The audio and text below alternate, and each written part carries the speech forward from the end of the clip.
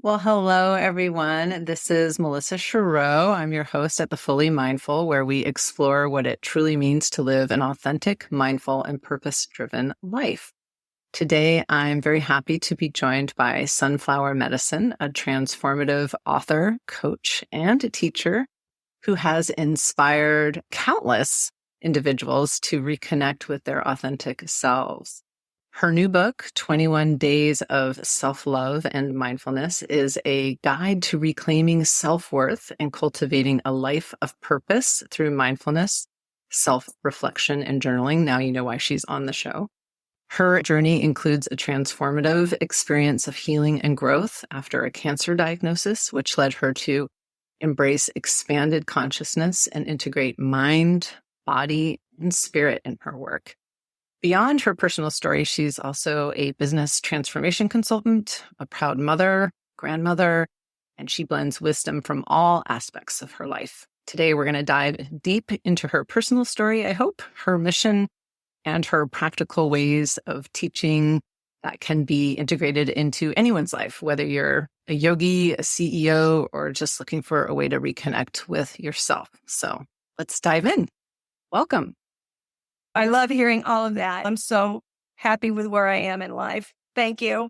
Yeah, it's an amazing place to be. One of the things that we talk a lot about on this show, and I want to continue to explore, is how to integrate all of this. We tend to live in this world where most of us live up in our heads instead of in all of ourselves. And we just sever it completely. We don't live an integrated life. Where I can speak for myself. That certainly was true for me for 40 plus years.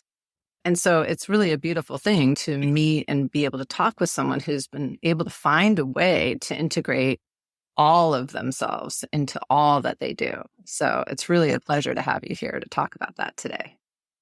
Thank you. I'm happy to be here. I love that you value it. I'll be honest. The universe knew that it was going to take something serious for me to consider there was more because my head got me pretty far. Living in my head, being logical, being smart, and, proactive. Even after I got sick, the first few months of really just trying to figure out what I was going to do, it was hard for me to consider that there was another way to live.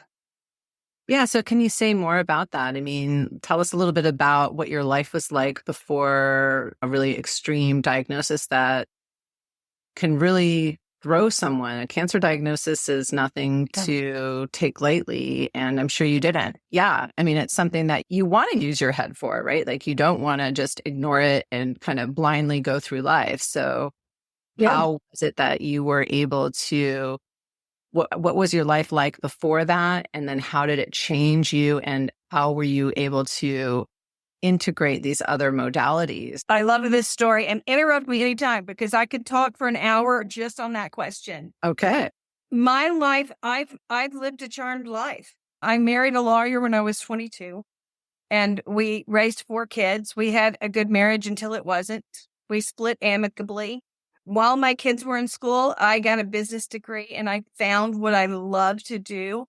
And so pretty easily, I found work that not only I love to do, but when you find what you love to do, you're good at it, Right. So I'm just, and in the work that I do around change management and transformation for businesses, I tell them the hardest people to change are the ones that are successful.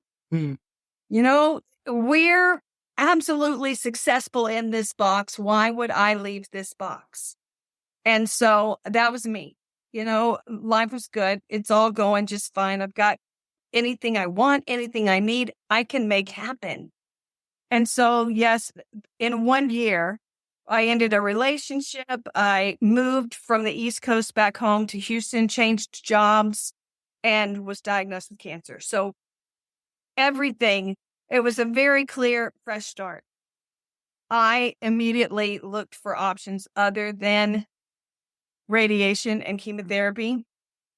I've always known and believed that I'm not a body with a soul. I'm a soul with a body. And I know that I've known, and this is something that is in the book. We know things.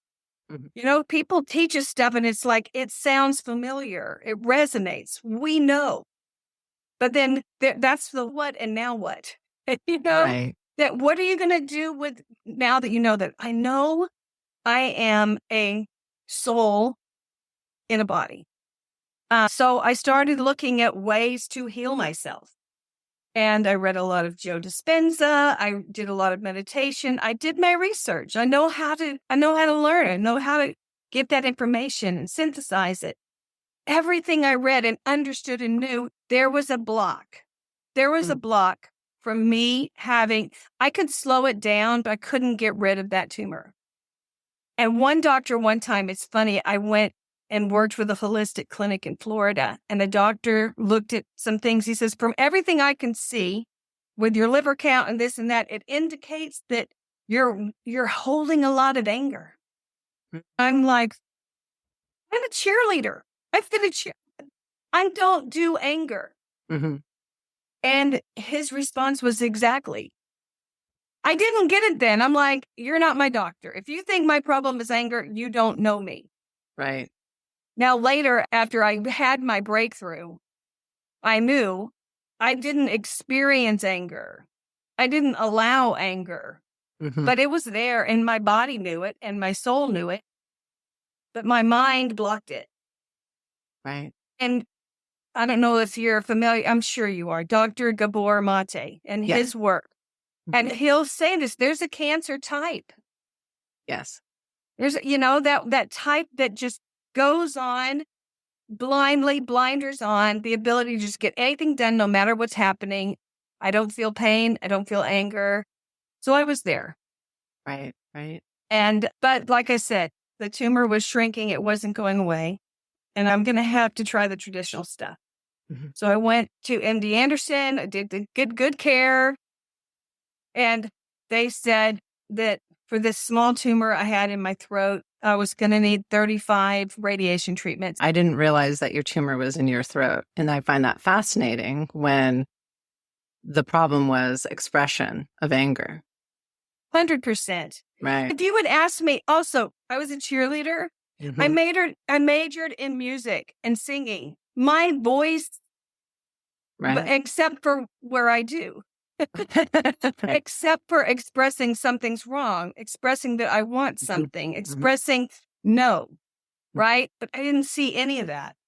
So it was in my throat and small, tiny tumor, and 35 radiation treatments. I'm like, well, how many would it be if it was big? They're like 35. This is the protocol. Wow. And so I go and I got to about 10 or 11. And when I would lay down to have the treatment, I would start gagging. My body said no. Yeah. And one of the things I did early on was say, I need to start listening to my body. This is a mind, body, spirit. And I haven't been listening to my body. And I am now going to listen to my body. So here I am on the radiation table. My body is saying no. Let's take a quick break. Hey there, fully mindful listeners. Did you know that I host in-person breathwork sessions every quarter in Portland at Kiva's beautiful sanctuary in Northwest Portland and at Flow Yoga in Hood River? Each session is perfectly timed with the seasons, offering powerful themes like peace and renewal, awaken and align, fire and flow, gather and ground, and inner hearth. Together, we'll dive deep into the conscious connected breathwork to explore, release, and transform. Can't make it in person? No worries. I also host online breathwork sessions every third Thursday of the month, except during holiday months, with 96-hour replays. So wherever you are, you can still join in. Visit thefullymindful.com for all the details. Let's breathe together. The part of your brain that was like, but I have to do this, right? Like, was there any part of you that was thinking, I have to do this because this is all? Even my mind knew. Mhm. First of all, my mind believed that if there was something that the radiation had to do, it did it in about 7 treatments. Okay. I really felt like it was overkill. My skin was burnt. I hadn't eaten in 14 days. I couldn't swallow. And my body was like, enough. And it could be that is what cured it. I don't know. But I said no. And to say no, whether it's MD Anderson or anywhere, I'm sure the doctors and the radiology techs and the nurses who called and like, we want you to live. Ringing the bell is all about getting through your 35 treatments, not about curing cancer. So there's a whole thing that you've got to really be strong and willing to say, I know. Every fiber of my being knows that I've had enough and I'm not going to finish this treatment. So I knew, and I left, and I didn't tell my family because they're going to worry that I'm giving up. Right. So I didn't tell my family, and I said, now I need to figure out how to cure cancer, how to get past this. I went to Costa Rica. A friend of mine had mentioned ayahuasca, and I did 4 different ceremonies. And in the third or fourth, it was just very clear to me, you're healed. This is handled. It's done. I saw very clearly that up until that point, I was very disconnected. My mind, my ego was in the driver's seat, and my soul was kind of bound and gagged in the trunk. Right. The number of times that there had been experiences in my life that I was uncomfortable with, that I was fearful, or I knew I was just acting out of fear. And I told that part of myself, sit down, shut up, we're going forward, we're doing this. I just saw all of that in my first experience with ayahuasca, and just recognizing that truly it was an experience for me where I, for the first time, felt whole. That's really powerful. And, I'm not necessarily advocating that everyone go out and do ayahuasca. I mean, that will be something that is for some people and not for others. Correct. Yeah. But that is an insight that I hope everyone can come to at some point, because I do think that is something, at least in the Western world, that we probably all experience to some degree or another, or some of us more than others, particularly women, but also men. This disconnection. We don't listen to ourselves. We don't honor ourselves. And we say, oh, that's not important, or, something else is more important. And I love the metaphor, the analogy you used about putting the rest of yourself in the trunk and just dragging yourself around. Like, don't listen, compartmentalize, just shove it down. Sit down, shut up. Yeah. Yeah. That's actually what I saw in the dream. I saw riding in a car with myself in the, my soul, my true self. But I agree with you 100% around the plant medicines. There are a bunch of different ones. And before I did that, I hadn't even smoked pot. It's not a recreational thing for me. Right. But when you're called to it, when there's a resonance, when it's right, do it right. But getting to that point right now, the paradigm I lived in, just the paths and the truth that I had about the way life was, I just couldn't even see that my ego was in the driver's seat. Sure. I mean, we only know what we know and what we feel, and that feels right. So we do what we do. That's the reality that we live in. Until we find something, and whatever that is, and it can be meditation, it can be breath work, which is so powerful. It can just be being still, being quiet. It can be just changing where you are in life, your job, and that kind of thing. There are ways to quiet the mind and listen. I just didn't even know what I needed. Right. And it was the wake-up call of the diagnosis that got you there. And so often it is, right? A pain point, whether it's an emotional one or a physical one or something else, right? It's something that rocks our world, that gets us to the point where we have to look and we have to find something else, right? I guess there might be some people who don't have to go there, right? Who don't have to find a point.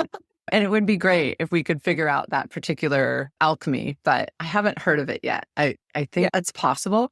But so far, I only know people who get there by some level of pain. And maybe it doesn't have to be deep pain, but there's some level of pain, emotional or physical or both, that we have to get to first before we're willing to take a look and peek under the hood and see what we need to look at, right?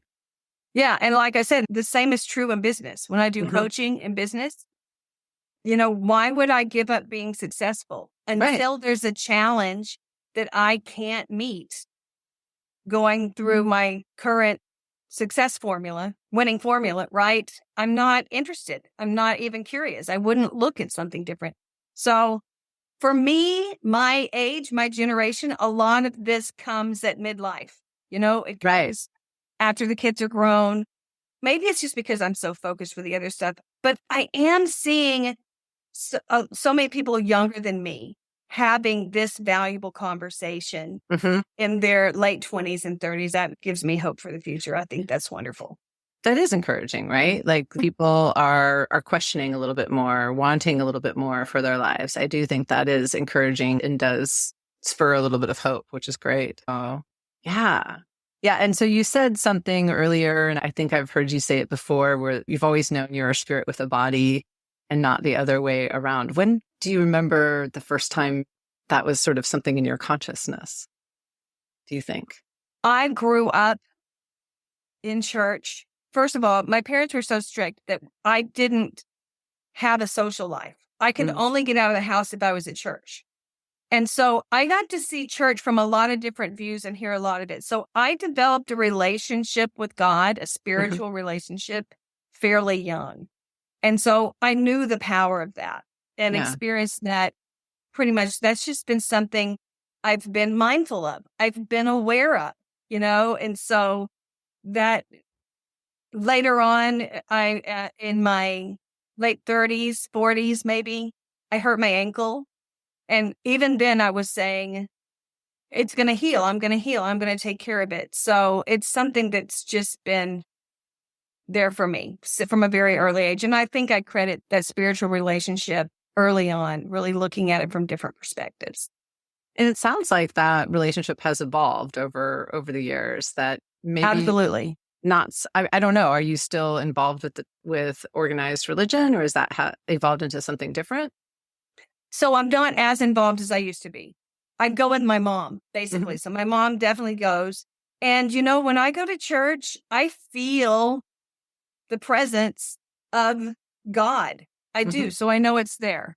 There are a lot of political and social things going on with church that I don't know if the word is outgrown, but I see differently.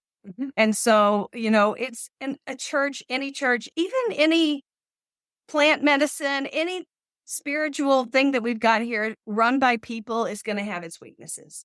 So I've definitely evolved to where I'm not someone who shows up and looks for the pastor or the guru or the Right. leader to tell me who God is or to represent my relationship with God. And so because of that, it's really grown, it's expanded. And I think each and every one of us has that opportunity to interact with spirit in such a way that our perspective in the world. I love that you focus on the word mindfulness so much because Hmm. I feel like that is just broadening that mindfulness of what it is to be here and to be human Hmm. is it that expanded spirituality gives us that opportunity. Yeah. Yeah. Yeah. And it sounds like your relationship with God, or, whatever that being is one that is truly spiritual rather than necessarily aligned with any particular organized religion. In other words, Yes. I think what I was keying into there was anything that is run by people Yeah. is going to have its own struggles, right? Because we're It human, will. right? We have And there are egos, there we are have agendas, we have politics, we have things we want to do. So yeah. we're definitely going to have our faults. And so the particular relationship that we have that is a spiritual one, that is the one to value rather than Mhm. necessarily. It's great to have the community, but not necessarily Absolutely. be so aligned that you follow blindly, like you said, some sort of guruship. Yeah, that That's makes right. And I love the community aspect. I Mhm. love that you and I can have this conversation and talk at an expanded level. And Right. so I like having people that can help me think. And again, with the book, it's one of the things, the so what, the Right. what's what we know, but the so what is like, what does this mean? Like Exactly. asking questions, exploring. So yes, I know that self-love is important. But now I'm going to ask myself, are there people in my life who would get annoyed or upset if I made myself a priority? That's a question that when I'm in a community and talking about my life and my challenges and the things that I struggle with and the lessons I'm learning, the questions that come up.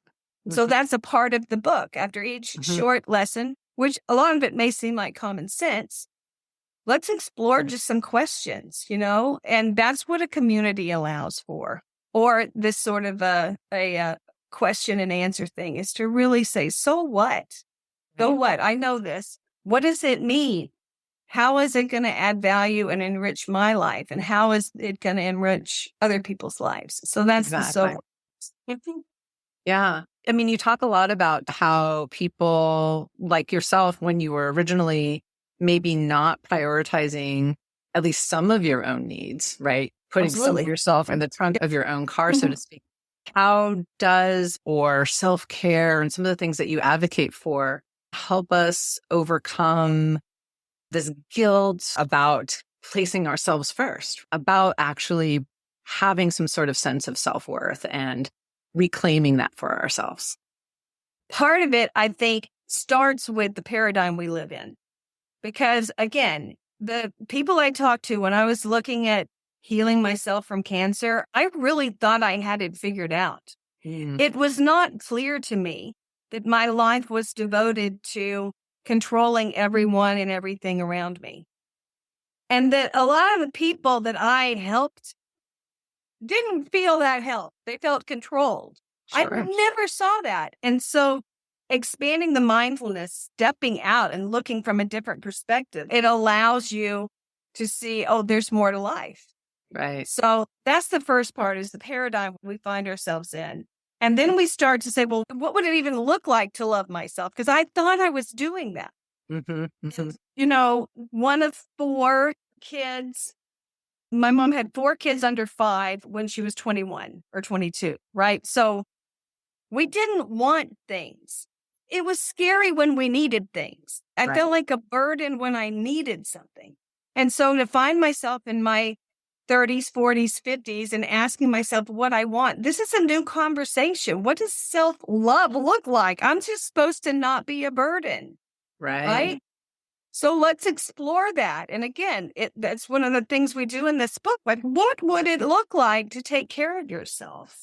What would it look like to have someone else take care of you? And just being able to start to look at it from that perspective is such a joy. It's revolutionary. Like, really, I didn't know that this level of life was available, right? This heaven on earth that I'm experiencing.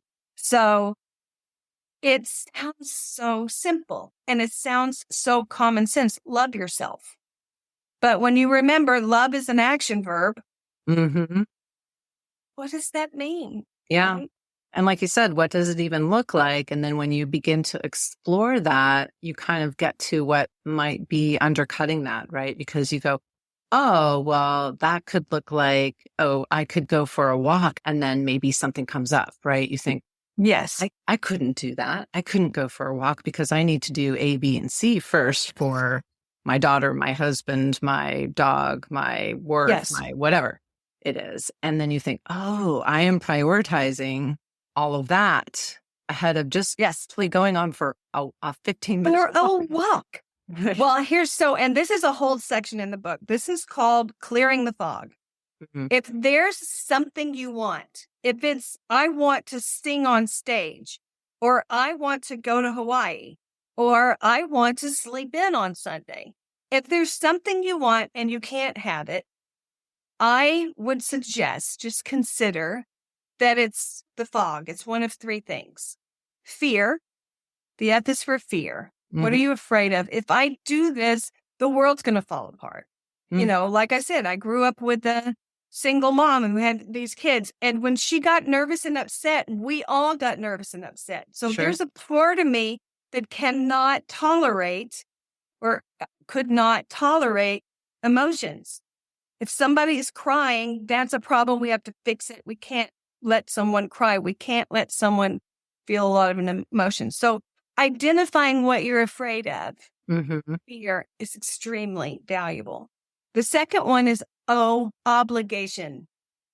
And I don't think it's just women. I think men feel the same thing at Oh, work. sure.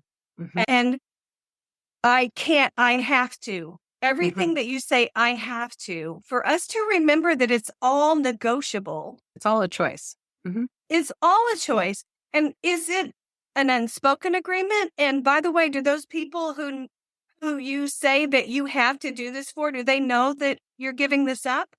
Do they, do they want to be responsible for that? Mm-hmm. When my kids were like, maybe 4 and 6, I had an opportunity to go to Nashville and sing, and I recorded country music. I loved it. It was great. And there was a part of it I didn't enjoy, and that was them telling me, here's the identity we're going to put on. Here's who you're going to be. Here's how we're going to Mm-hmm. market it. And a part of me just said, no, I want to go be with my kids. Now, that's an obligation. But the truth is, my kids would never want to be the reason I'm not pursuing my dreams. Right. Go check on it. If you feel like you're obligated to sacrifice your true desires, Mm-hmm. check in, go ask them, or renegotiate. You can do both, right?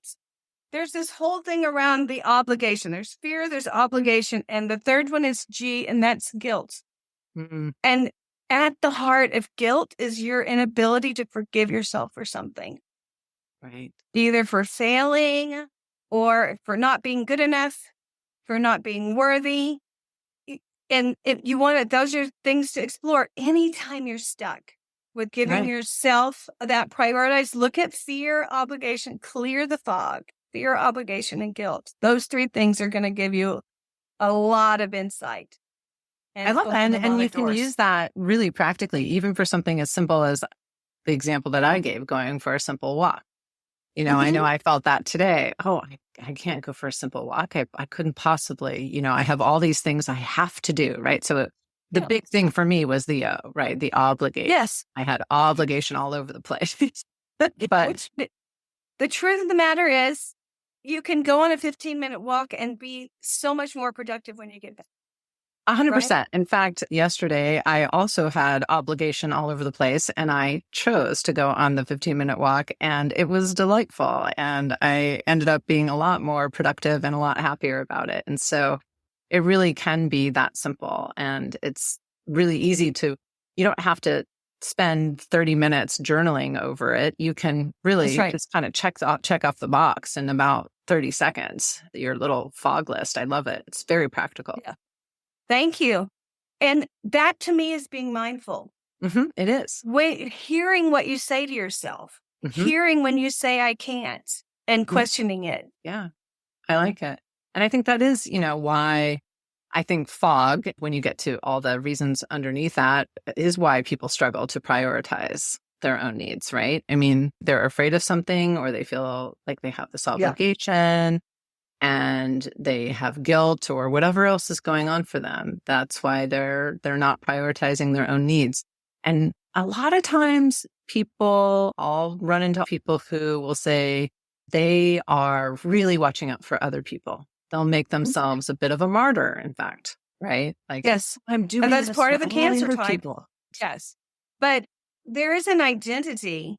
And as a mom, nobody else put this on me. But as a mom, I take so much pride in the care that I took care of my family, and how well I raised my kids. I also took pride in the soccer team that I coached. They're all choices. Nobody said, you have to be perfect. You have to take care of these people. And honestly, at some point, I realized that it wasn't as generous of me to think I had to take care of some people. There were people in my life I'd be like, oh, I have just got to do this because they're going to do it wrong. And that wasn't generous. Right. You're taking away their opportunity for growth. Yeah. For growth and for expression. Mm-hmm. I have a great story with when my kids were like maybe 9 and 11, I started my MBA program. And my husband, I think I mentioned, was a lawyer. He was a managing partner at a law firm. Workaholic, yes, check. He worked all the time. And so I did a program that was Friday, Saturday, Sundays. And we had to talk, and he was like, go do this. You can do it. I can help with the kids. I Mm. can and I will. And I'm like, all right. Mhm. So like the first Friday night, I go to class. It's kind of in the fall. He takes the kids to their fall carnival or whatever.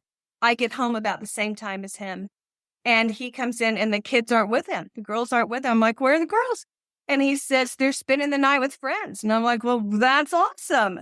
Who are they spend the night with? And he's like, you know, the tall guy. He doesn't know their names.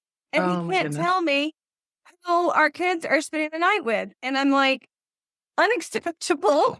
This is how you do it. This is not the right way. So I gave them the hardest time. Kids got home the next day. But a few weeks later than that, our youngest had fallen off a horse, had hit her head. Mm. She had a hematoma. She needed emergency brain surgery. Oh my goodness. He dealt with the pediatrician. He got her to the hospital. He saved her life, Yeah. like while I was at school. And then, Fully capable. I got Yeah. there.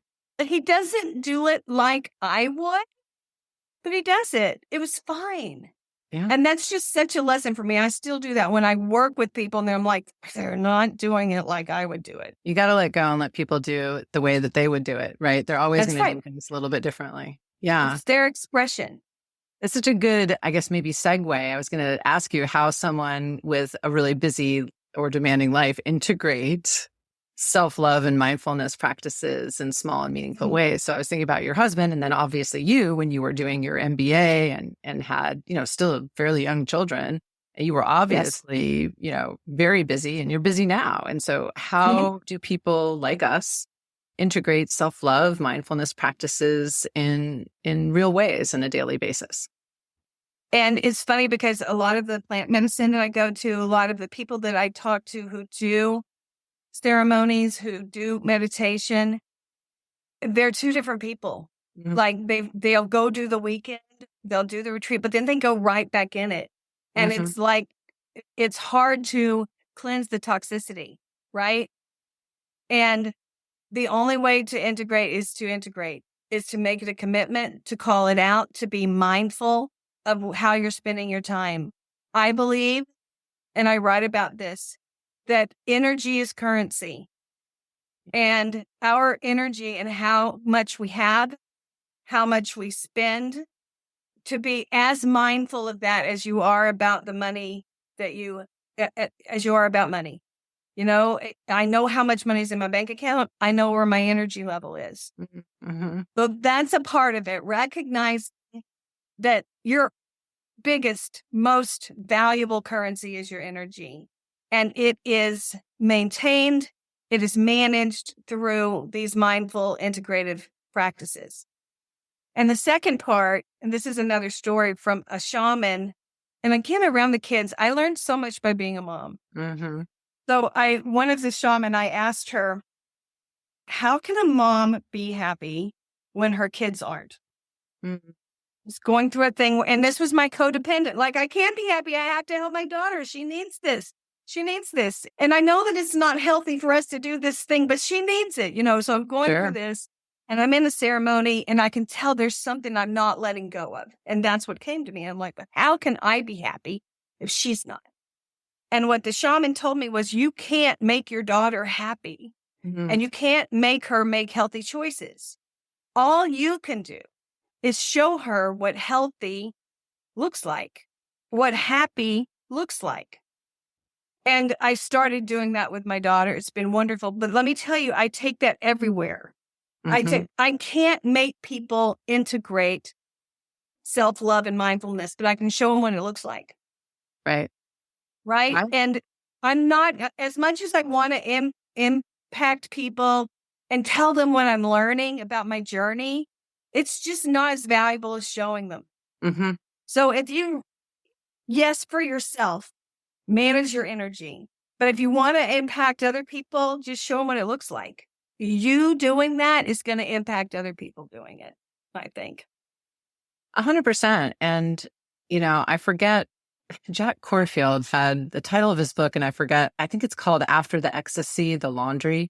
And I think that's perfect, right? it's like, you have to be a householder. I mean, you don't have to be, but that's how we do it, right? We don't go off and do a retreat and then come back and then we're an asshole, right? Like you have to integrate it, right? And you don't go, and I honestly, I mean, I really honestly thought, I mean, I'm a lawyer, I practice law, and I also do this. And for the longest time, I thought the two had to be totally different. I really did. And I would practice mindfulness and I would practice law, and never the two would meet. I'm not saying I was an asshole lawyer, although maybe some people would have thought so. But like I didn't know how to integrate the two, and I just didn't think that they mixed. And then I had this epiphany. I don't know if it all came in one day, but it came over time where it was like, no, this has to be together, right? Like they can't be separate. I'm not two different people living two different lives. That's right. In two different bodies.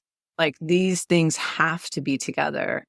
And I don't want to practice a business or a life that is separate from mindfulness or compassion or any of these self-care practices. Like I want to be, like you said, an example of that. Yes. And it doesn't make me a weaker or a lesser lawyer, or for other people who have other practices, business person or doctor or whatever you might be. It actually makes you better. 100%. Yeah. Because you're more aware of yourself, your own emotions, your own thoughts, and how that might impact another person, how their thoughts, their emotions, their behavior might impact you. It's so much more of a beautiful way to live and work, to integrate that. I have so I do management consulting, Mm-hmm. and I have a client that I work with, and they had their Monday meeting and it just didn't go well. And I was out of town or something. I wasn't there. And they're like, Paula, when you're there, there's a different energy in the room. And just to hear that, and have them say it and recognize it, I was like, oh, yeah, like all of me is showing up. Right. And The whole of you. That's right. So, and when it's all ego and mind, there's something that the true self could contribute, right? There's something that the emotional body could contribute. And so allowing that and integrating it, I think it makes me a better person. It makes me better at everything I do. It makes me a better consultant, all of those things. Yeah. Yeah. And it gives other people permission, whether they're conscious of it or not, right, to be their more whole selves. Yes, to speak to their experience. I can't make them have difficult conversations, but I can show them what it looks like. Mm-hmm. I can't make them show up and be true to their gut, but I can show them what it looks like. Right. So, yeah. Yeah, I mean, it's fascinating. I don't know if you're aware of that show that's on Apple TV called Shrinking. It's with Harrison Ford and, oh my gosh, I can't remember the... Jason Segel. Yes, thank you. And it's such a beautiful show, right? Because it's funny also, but also they have really difficult conversations. And I think they demonstrate how to do that, right? Sometimes gracefully, not sometimes gracefully, right? Whether it's a television show or a movie or actual people having actual conversations that are difficult. And we go, oh my gosh, like I want to be able to do that. Like that's really amazing that these people can have that. And then we witness intimacy, like real intimacy, when we see people have difficult conversations and actually connect on that deeper level. And that's a beautiful thing. And we experience resonance. You watch it and there's something that clicks in you. Or, when you're watching it, I get excited. Yeah. It's truth. It's the recognition of truth. And so when you recognize that, it calls you to aspire to that. Yeah. It makes you want to be a better person, right? Yes. True. So with that in mind, how does prioritizing, that sort of interaction or prioritizing self-love, compassion, how does this transform an individual, but also strengthen relationships, but also the greater community, do you think? Yeah. Again, it's inspiring, right? So I can't make myself resonate with you or anyone else, but I can honor what resonates, and just trust it. And there are people that I don't resonate with. I'm okay with that. Yeah. And I don't know that I would have been okay with that 15 years ago. But so I would say trusting that resonance. Mm. Am I aligned? My mind, body, and spirit all playing a part here? Mhm. Hey, doing it for yourself is the first step. To try and do it for them without handling this and integrating it in your life, you're going to get stuck. And the ego is going to probably take over, in my experience. So that's my recommendation. The first and most critical part is to bring mindfulness to yourself and show what that can do. As you do that and you bring it to your kids and your grandkids, my daughters at first they didn't even know what to say about my journey. Like, who are you? What's going on? There wasn't that big a change, but it was weird talking to their mom about plant medicines, right? And so we don't talk about that a lot, but we're to a point now we can talk about a lot more emotional Mhm. maturity. We can talk about spiritual fulfillment. And so just living it is the most important part of building the community around you and letting people know what to expect from you. There's another thing that has been a lesson for me, and I'm still on it, but it's setting boundaries. When I know and recognize that this doesn't fit, it doesn't resonate, it doesn't feel right, being able to say no. Sometimes it's with work. Mm. There are clients that I've worked for that I know that the work I'm doing isn't what I want to do. Mhm. Mhm. And sometimes I'm like, this is what we got to do because mama needs shoes, right? But Sure. the other side of it is I know there's something else I'm supposed to be doing. I've received the message, this isn't right, and I'm going to set boundaries. Or, maybe I just go to them and say, I'm only going to work this many hours. But being able Right. to say, this is what is true for me, Mhm. allows me to live a life that then sets the example for the people around me and the collective. I wish I had the words to explain it because I feel like it's outside of our current mental paradigm. But there's a whole thing around observing and honoring truth that then creates a resonance that attracts truth and builds upon truth. And you start to really create an environment that you live in, a community, and that for the people around you. I just feel like that's the way to do it. Yeah. I mean, you're living your own integrity. And then I think that inspires others to live in theirs. And then it ripples out. And Yeah. there may be people who aren't. I had a friend who actually lived with me and we were having some friction. It wasn't going well. And we had a conversation with like, this isn't working. Mm. And she got offended. She got her feelings hurt and she left and she stopped speaking to me. And that's okay. Yeah. That can be, sometimes that is the result, right? But you still lived in your integrity and And she's living in hers and I'm not going right. to judge that. And this is where Yeah. it is. Yeah. Yeah. So it doesn't mean that it's all unicorns and rainbows for everybody necessarily, but it is living in truth. Yeah. And growth requires learning and lessons. Hmm. So it's not going to be rainbows and unicorns. There are going to be things that just, trigger you. Oh, but I meditated and I'm mindful. And why am I still getting triggered, because you've Right. still got things to learn. Yeah. And that's what we're here to do. We're here to learn. Yeah. Well, you still need stormy days and rain to get grass and for things to grow. That's right. So that's how we grow. So what are you hoping that listeners take away from your story and your book? What are you hoping that listeners take away from your story, your book, and from this message of self-love and compassion and self-worth and mindfulness? Yeah. I'm just hoping that the people that are listening, the people that I touch, people that I impact get to experience and know joy. Mm. And they full experience of being human, right? There's no competition. There's nowhere to get. There's nothing to win. That there is right here, right now. And it's beautiful and it's powerful. And you have everything you need to do that. There's the what, the so what, and the now what. right? So exploring all of this, getting inspired, feeling resonance, and getting to just take on life. And getting to that point where you can say, oh, I want something. I want something. And then go for it. I'm going to want more. I'm Yeah. going to want more in life, and I'm going to go for it. So at the end of the day, bottom line, that's what I would hope for. People want and go get more. Well, speaking of which, maybe you could leave us with maybe one of your favorite ways to practice mindfulness in your everyday life. Well, I love a breath work.